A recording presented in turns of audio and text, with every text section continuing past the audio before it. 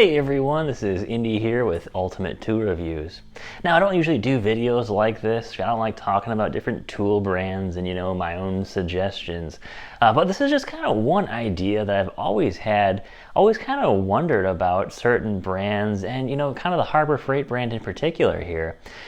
Now, if we start off talking about different brands, every brand has something, at least one thing about their power tools or even their hand tools that make them somewhat unique, somewhat special. They give you a reason to buy them over another brand. For example, we talk about, the big legendary three, Makita, Milwaukee, and DeWalt. They each have at least one or two more, even more things that make them totally unique to themselves and that give you a reason to buy them. For example, Milwaukee has pretty much the longest warranty at that 5-year warranty over Makita and DeWalt. DeWalt is pretty much available everywhere. They've kind of been well known as a very reliable brand. They offer plenty of tools, huge selection. There's many reasons to buy that brand. And so, for example, like Ridgid, they have that LSA or lifetime service agreement, and that gives you a nice reason to buy into that brand. You're going to be covered under warranty for a number of years, almost indefinitely after you buy that brand of tools. We talk about other brands like, say, Ryobi. Although they're not known as, the most reliable brand, highest quality, build quality out there, they do have that stick battery pack that they promise they'll keep making for indefinitely at this point, is what they claim, and they'll never change it, which allows you to reuse your batteries, going backwards to the earliest tools they ever made, which is a really cool feature. Now, we talk about Harbor Freight. They've gotten into power tools forever, as long as they've been in business for the most part. But they're now trying to push themselves up market. We see them making new brands like Hercules, Icon, Quinn, a few other brands they've got pushing in there, and they actually have some real winners in a lot of those categories, especially their jacks for cars are fantastic. They get a lot of popularity there, especially like their Earthquake series of impacts have been doing fantastic.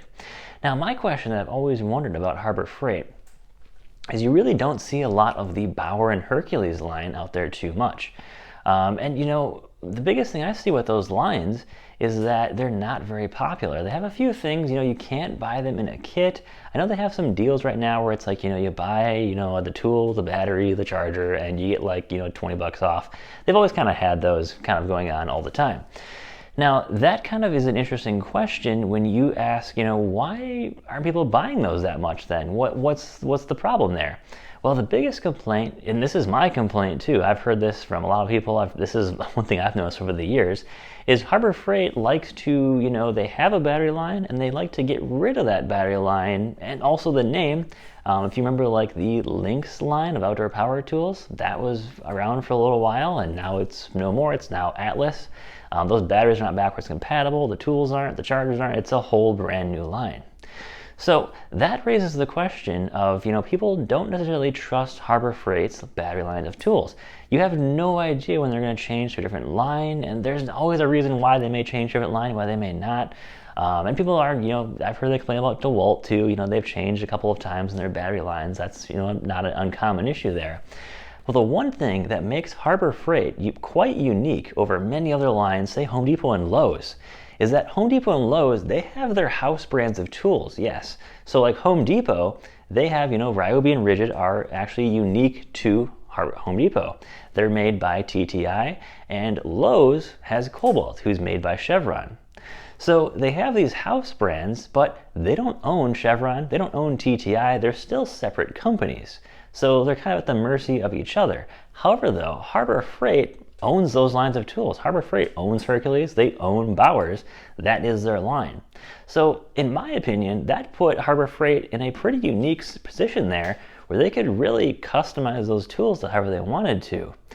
Now, when we look at that problem there of, hey, people don't trust, Harbor Freight at times for their battery lines that constantly change, why wouldn't Harbor Freight pull maybe like a Ryobi and say, hey, we're going to make a 12-volt line, we're going to make a 20-volt line, and maybe we're going to make, say, a 60-volt line, and we're going to promise to use these battery pack styles forever. So that's kind of my question is, why wouldn't Harbor Freight kind of do something like that? Maybe they didn't think about it, maybe there's some cost involved.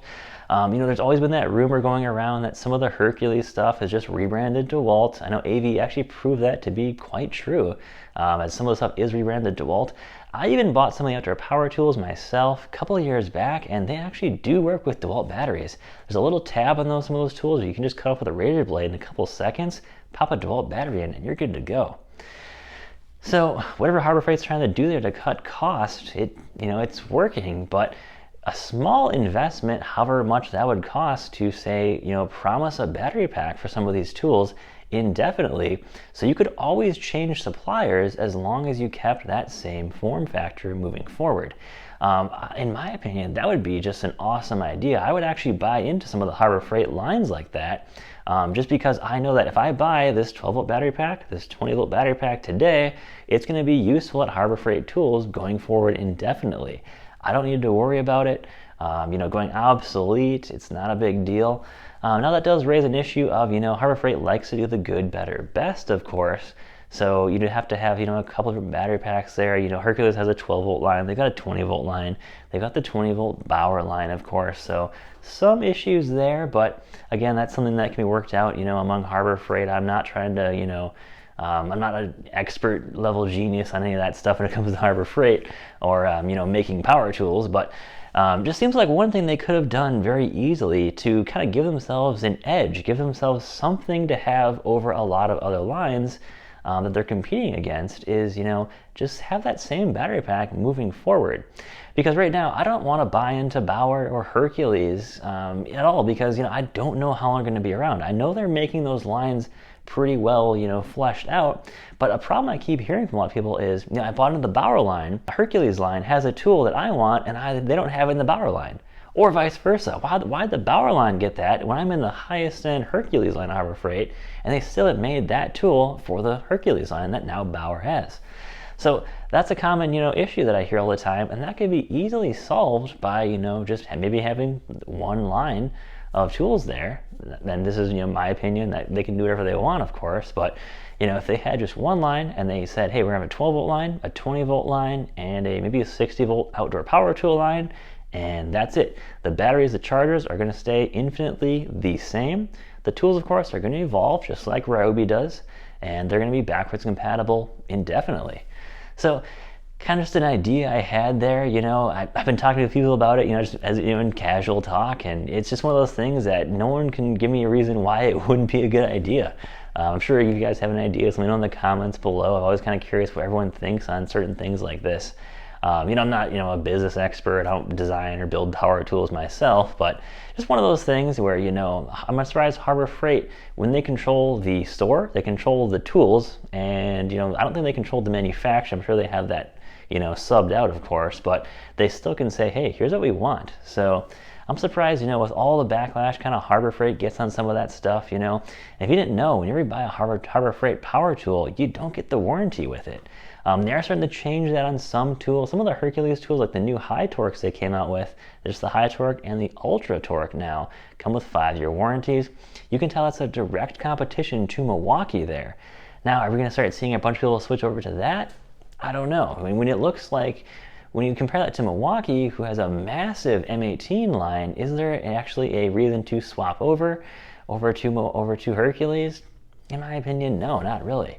But if you said, hey, we're going to stay in this battery tool line forever, and if that impact wrench works for you for the next 15 years, we can guarantee that you'll have batteries for that impact.